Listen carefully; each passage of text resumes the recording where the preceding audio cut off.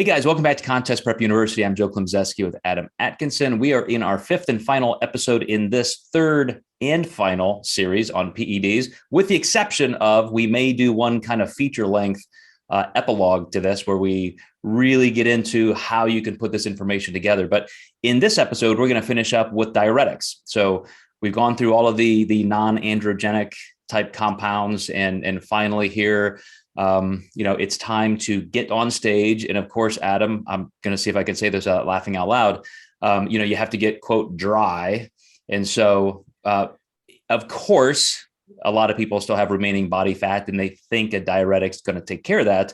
So assuming people are actually lean enough and they truly have some kind of water retention due to anabolics, are there different diuretics that work and that are helpful, or are they just all counterproductive? I personally think unless you're holding, like my personal theory is if you're holding from an anabolic, why are you on it leading into that week anyhow? So my goal would be to hormonally limit the water as much as possible. And if you're good at what you do, you're able to do that. I think what people forget is people originally likely use these diuretics for weigh-ins. When you're having a hard dang time making weight, it's something that can be utilized. And I think people just got caught up on the scale being lighter is good. And that's me and you know that that's not the case.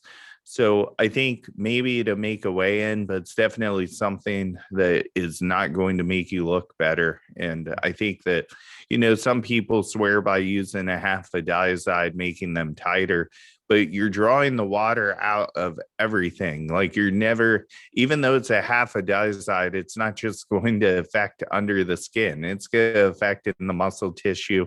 And no one has been able to come to me to a valid argument aside from they're like, I swear I see it. And I'm like, well, what you're not seeing is the muscles shrinking too. And I just, someone proved me wrong. Well, I've done even side-by-side comparisons of IFBB competitors who are obviously losing 12, 15, sometimes 20 pounds in the last week or two with diuretics. And you look at them side by side and I also make the argument that they look better fuller because what they're losing is a lot of water volume in the muscle cells. And you and I both know that through carb and mineral manipulation and just consistency through peak week, you can get as tight as you need to be under your skin and you can still maintain all that muscle fullness. You can get the best of both worlds with water. You can't get that without water. Right. My only thing is maybe if somebody's too big. And so like what division is that? And typically, maybe bikini, but I have very few girls who are too big for that division, and it's one of those things I really don't use. It's definitely overused in the sport. It's certainly killing people. That's what I was going to get to. Yeah. I wanted to get to that point, Adam. And that is, if anybody's interested in what we just said about peaking properly and being able to maintain, even achieve better tightness than ever and still be full, go back to all of our series on peak week type stuff. But right now in the environment we're in, we've talked this year or last year about a particular coach who's already killed half a dozen of his own clients. And it's the combination of a few different things, but the sledgehammer that does this is the low blood pressure. By the time you get somebody into this dieted state, they're already kind of exhausted. They're under a lot of stress physiologically, probably doing things like Clen and T3. So their heart rate is already extremely high.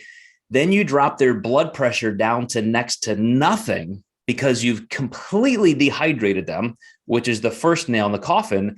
And then you do a diuretic to deplete them even further.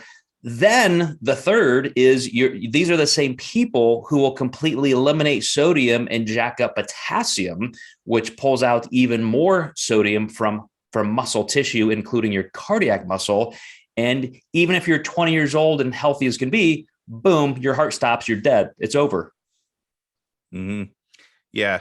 It's the surest way not to win your show, to die on stage. Good point. Yeah, and that's why I don't really mess with these. They're used in the wrong context all the time, and I would just be very leery if anyone's coach is suggesting that stuff. They Let usually me don't have an eye yet. yeah, let me play devil's advocate against myself and see what you think, Adam. Let's say somebody's keeping their sodium and potassium levels normal, so they're following a peak week protocol that you and I would approve. They're staying very well hydrated, and so by the use of the right progressions of carbohydrate, sodium, water, all of that, everything is exactly how you would state, what you would approve. But then they also say, how about just a little bit? I mean, I'm going to keep drinking water, Adam. I'm going to keep everything fine and healthy.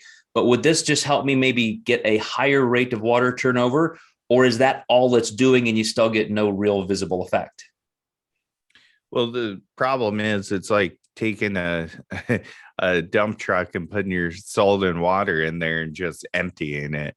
So now you'll be constantly drinking all the time. Now we're constantly monitoring your mineral level. Like you're probably going to get sodium flat really quickly.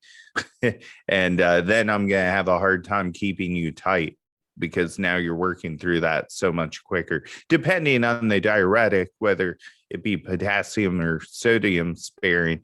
But, you know, you need sodium and potassium together. I'm going to have a hard time keeping you tight in the event of that. And that was my point, is I think I don't want to give diuretics just all of the blame for people dying. It is the dehydration. It is the sodium and potassium manipulation that sets the stage. And truly the water depletion is what brings blood, pressure down so far. But then the diuretics just kind of accelerate that process. So even if that's being taken care of, you're saying even in that hyper hydrotic state, you're still just now turning over minerals so fast that it's just going to make it almost too chaotic, and it's still doing you no good. Yeah.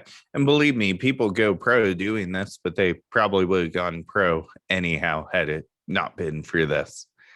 All right, Adam, again, you're the man. I mean, you came through with a ton of great information, filling in complete and utter gaps in my knowledge when it comes to this side of the sport.